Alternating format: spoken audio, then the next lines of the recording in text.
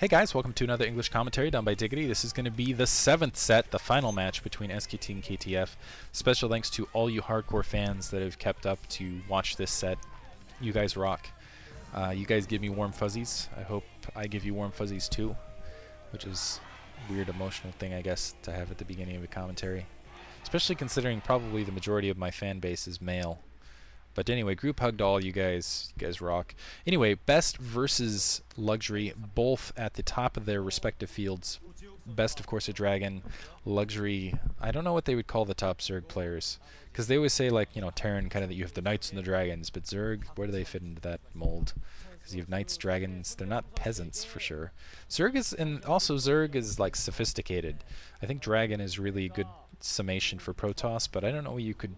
I don't know what you call Zerg, because they're just, you know, as far as a race, you've got like a, you know, biological whatever. But look at the players you have. You have Luxury, and you have Jaedong, you have Savior. Those, they just seem to be like the intellectuals of the StarCraft. They just have that sophistication. Whereas you have guys like that are Protoss, they seem like more pimp, I guess. Like Bisu, he's more pimpish, you know. He's like, I've got all these women hanging off me. Whereas the Terran guys, you've got the guys that are full of rage and the guys that are like Iris. Iris just seems like one of those guys who could just like melt you with his face. And it looks like, unfortunately for Best, he's scouting the wrong direction. Versus, ooh, 9 pool here from Luxury, so it looks like he's going to put on some early pressure. On this map, it's pretty good for Zergling run-bys, because you've got a really wide choke. And I like this map in general, because Medusa, I think it makes Zerg players play crazy. And it looks like, yeah, going for gas too, so Speed Zergling's definitely going to probably aim for some run-by on Best. Let's see if Best will scout this out in time. Luxury's going to see that front door momentarily, starting to swing back around. He's definitely going to need to get 2 cannons out, but we'll see how he sets up his front door. And I always love seeing, and that's one thing I do like about Protoss play in general, is seeing the fast expansion. The front doors always feel like works of art, especially on new maps. I always like seeing it. Not that Medusa is a new map, but anyway, because of that interior expansion, you've got that mineral only. I think it just makes Zerg players play a little bit aggressive and a little bit crazy, which we're seeing on this map. So I'm going to be excited to see this. Zergling's now being produced. Before I get too off subject, I guess, this is going to be the most off subject commentary of all time here, but Nada, I think Nada's one of the, like if you're talking about the awesome Terran guys that are just cool, Nada and Boxer, they're like the suave side of things. So I guess that does work as far as Knightish.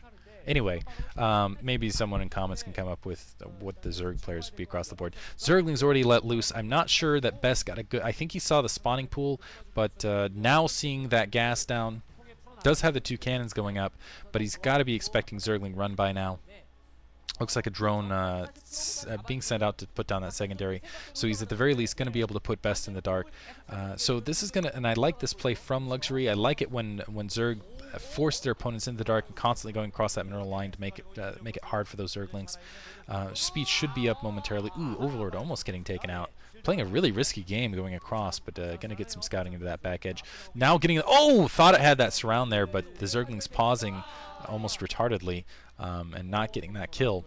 And this could be critical here, because if Luxury's thinking about a run-by... Ooh! Very nice! Before... Yeah, those are most likely Zerglings, which, yeah, more Zerglings being produced, and he wanted to kill that scout before those Zerglings popped, so, and just in time. So, at this stage...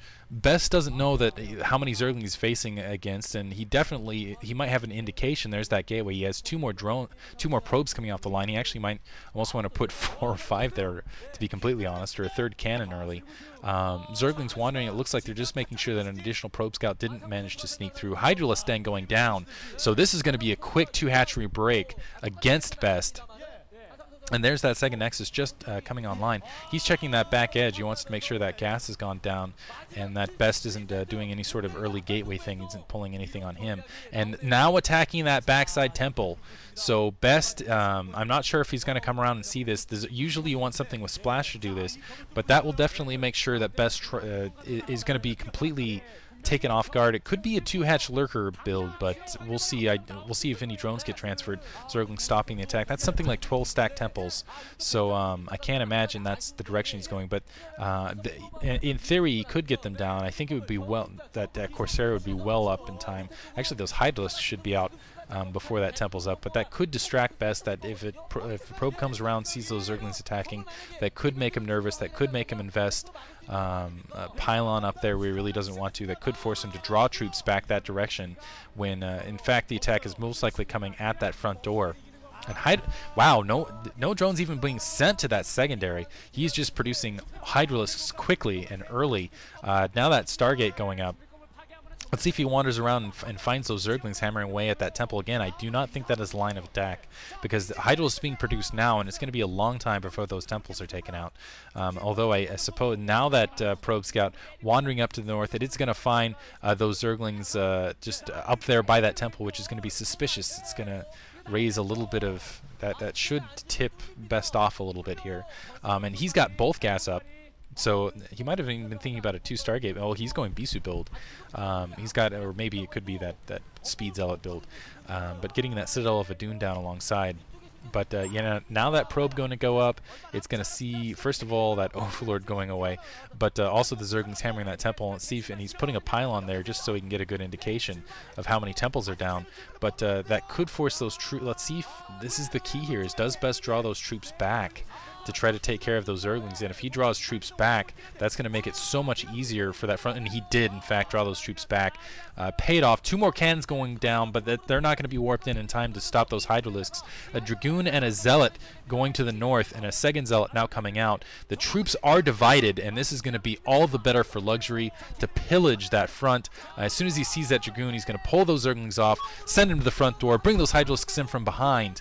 And 2 cannons just warping in, and they should run through, but just as they're warping in, Corsair coming across, seeing those Hydralisks, it's too late, and now, yeah, that last cannon looks like another cannon trying to be warped in, so this is going to come a lot down to micro here. That Dragoon trying to, wow, one cannon already down, 2 cannons already down, probes off the line to try to help defend, and Zealots just sitting there incompetently, all sorts of cannons up going in the back edge, but the Hydralisks have already breached the front, and nothing but probes to stop them.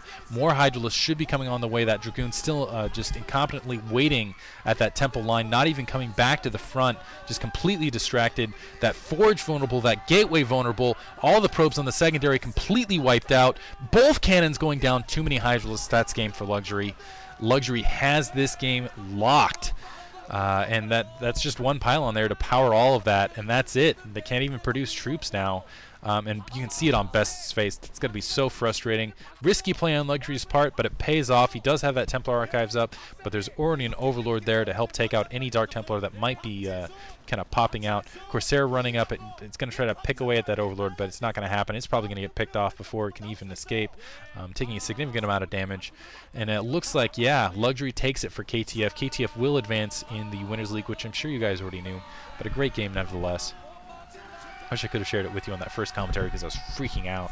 Whereas here I've already seen it once. Probes coming out the line, trying to attack here, but when your Hydralisks outnumber your probes, yeah, you end up with looks like that where you're just like, you got to be kidding me. KTF takes it, advances, and I really got to say, even though Luxury finishing it off, the hero of this was really Hoja. Hoja really screwing it up for SKT.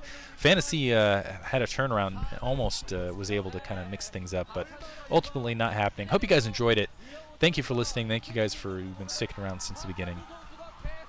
Love you all. Make me teary-eyed. Again, August 3rd, 9:30 p.m. Joe's Pizza. There's a Team Liquid and an SC2GG thread up on it. If you're in Southern California, come check it out. The KTF flag waves and that creepy mascot that's a ripoff of Bunky picking up Luxury. Thanks for listening, guys.